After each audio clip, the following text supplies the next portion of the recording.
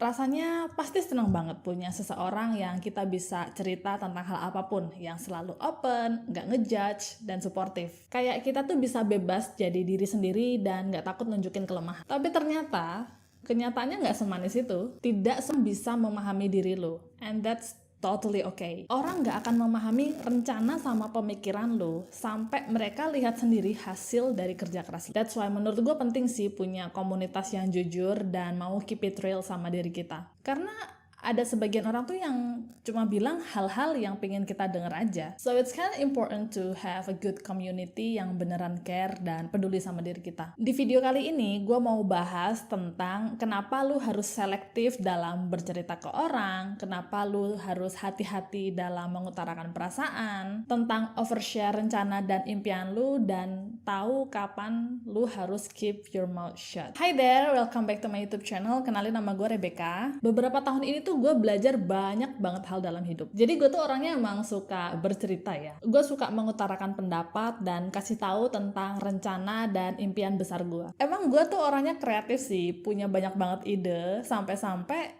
ide gue tuh kadang dianggap gak make sense sama orang lain. Satu hal yang sekarang gue gak lagi lakuin adalah overshare tentang rencana sukses gue. In the beginning, gue selalu mencoba open dan cerita ke temen dan orang tua gue. Tapi bukannya dapat dukungan, malah gue tuh sering dapat ejekan. Gue diketawain, dibilang mimpi gue terlalu tinggi lah. Bahkan sering banget gue tuh dimarahin dan dilarang sama orang tua. Dan itu nge-efek loh. Gue jadi sakit hati, gue jadi patah semangat. Kayak energi gue tuh abis untuk menjelaskan supaya orang lain tuh paham. Dan itu salah banget. Gue gak perlu menjelaskan apapun ke orang lain, apalagi tentang rencana gue. Gak semua orang tuh bisa memahami lu. Karena setiap orang tuh punya insecurity, punya limiting belief, dan ketakutan mereka sendiri. Jadi kalau lu cerita tentang rencana lu, mereka akan memprojektingkan ketakutan mereka itu ke diri lu. Makanya hati-hati banget, jangan telan mentah-mentah pendapat orang lain. Because everyone see the world with different lens. Gue inget pas awal banget gue bikin konten di sosmed, orang tua gue tuh sangat-sangat melarang. Karena bagi mereka, yang gue lakuin itu gak jelas. Pamer-pamer badan, kurang kerjaan, dan bikin malu orang tua. Dan jujur, waktu itu gue sampai jadi bahan omongan orang-orang di sekitar sih. Di underestimate banget lah pokoknya. Gue sampai capek menjelaskan kenapa gue kerja keras banget untuk bikin konten. Gue punya impian besar, tapi orang lain gak akan paham. Sampai one day, actually can make money from it. Gue bisa dapat penghasilan. Dan yang paling bikin gue seneng adalah gue bisa menginspirasi orang. Di sini yang gue pelajari adalah jangan pernah share rencana dan impian lu sama orang yang gak punya mimpi lebih besar dari lu. Jangan pernah.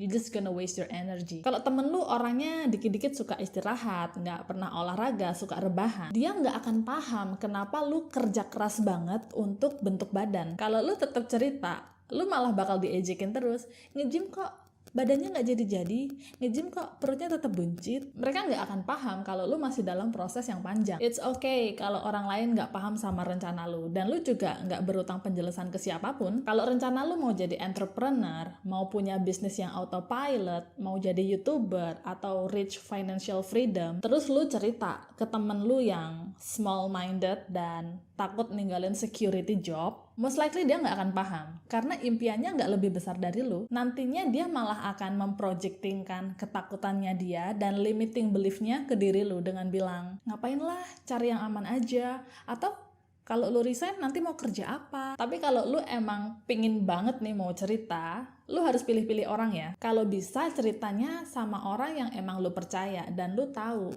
kalau dia punya mimpi yang besar juga. Bahkan kalau bisa, impiannya harus lebih besar dari lu. Sebenarnya cuma lu sendiri yang bisa memahami keinginan lu, apa rencana lu, kenapa lu kerja keras. Cuma lu sendiri yang paham. Gak semua orang tuh bisa mengerti how you see the world. Makanya lu perlu untuk nge-set boundaries. Lu harus mengenali orang-orang yang bisa lu ajak untuk bertukar pikiran sama yang enggak. Karena again, semua orang punya ketakutan masing-masing. Jangan sampai ketakutan mereka itu masuk ke alam bawah sadar lu. Be selektif sama hal yang lu konsumsi, kayak opini, konten, news, atau hal apapun yang lu masukin ke otak itu harus bener-bener disaring. So, in the past few years, gue udah berhenti overshare tentang relationship gue, tentang financial, tentang impian dan rencana gue ke sembarang orang. Dan juga, gue berhenti berhubungan sama orang yang terus-terusan memprojektingkan hal negatif. And it feels amazing. Gue jadi lebih fokus mengejar impian, nggak ada beban, nggak terganggu lah pikirannya. Jadi energi gue bisa disalurkan untuk ngelakuin hal-hal yang lebih bermanfaat. Ada quotes gini, seekor burung yang duduk di ranting pohon itu nggak pernah takut kalau tiba-tiba rantingnya bakal patah.